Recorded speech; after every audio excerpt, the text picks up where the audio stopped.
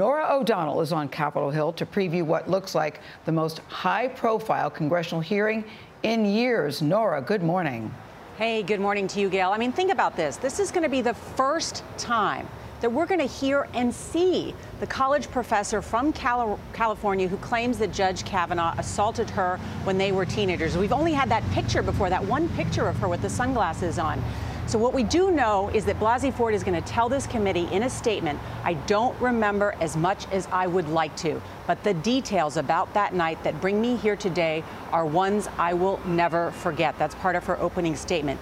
Kavanaugh plans to respond that he is not perfect, but will say, I never did anything remotely resembling what Dr. Ford describes. Now, on the eve of this hearing, we are learning more accusations against Kavanaugh.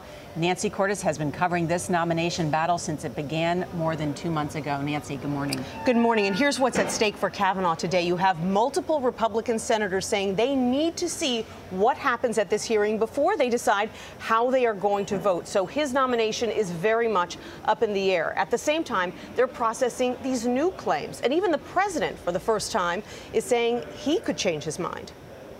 I can't tell you whether or not they're lies until I hear them. President Trump said he's sticking by Judge Brett Kavanaugh, but could be swayed by Blasey Ford. It sounds like what you're saying is there is a situation, there is a scenario under which you would withdraw Brett Kavanaugh's nomination. If I thought he was guilty of something like this, yeah, sure. I can always be convinced.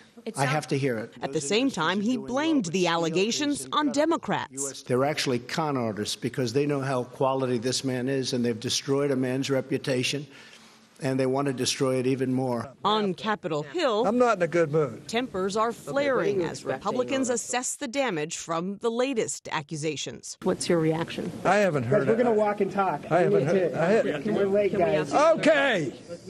Listen, let's knock it off for a minute. 55-year-old Julie Swetnick claims that at high school parties she witnessed Brett Kavanaugh and others cause girls to become inebriated and disoriented so they could then be gang raped in a side room.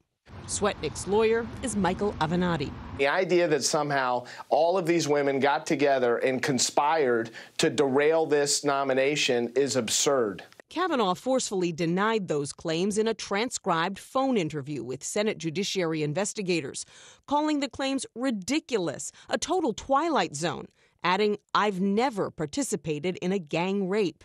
Democrats were skeptical. What we have here is really a pattern of vile, predatory, sexual misconduct. On the eve of today's hearing, lawyers for Professor Christine Blasey Ford released results and photos from a polygraph test she took in August. According to her prepared remarks, Ford will tell the committee, I was pushed from behind into a bedroom at a high school party.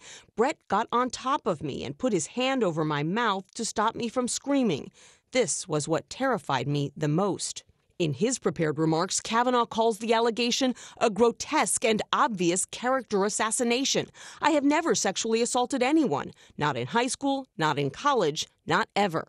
This is getting into the Twilight Zone. You're talking about Brett Kavanaugh being a serial rapist during high school. Many committee Republicans have openly expressed doubts about the accusers.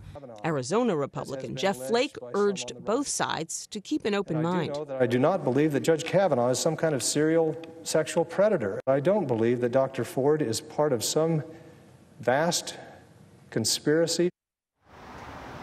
Republicans on the Judiciary Committee say they have spoken to a man who believes he had an encounter with Blasey Ford in 1982 and that it wasn't Kavanaugh.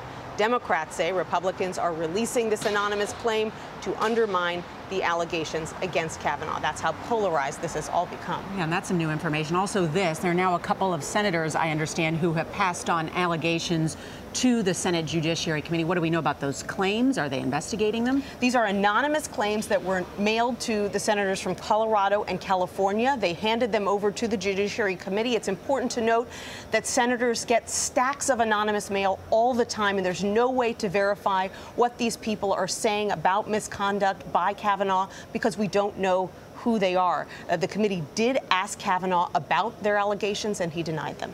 All right, Nancy Cordes, thank you so much.